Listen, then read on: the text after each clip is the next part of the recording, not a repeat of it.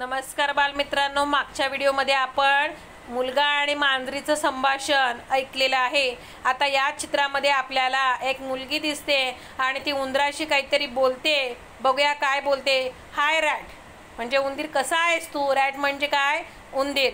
What is that? काय आहे तुझ्याकडे? It is a bat. काय आहे त्या उंदराकडे? उंदराच्या बॅगमध्ये काय आहे? बॅट आहे। A rat has a bat.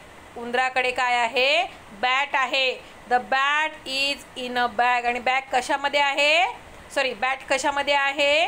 बॅगेमध्ये आहे। RAT rat, BAT bat, BAG bag, HAS has आणि THAT दॅट या शब्दांमध्ये आपल्याला ए चा उच्चार म्हणजे ए हा शब्द अंतर्भाव केलेला आहे।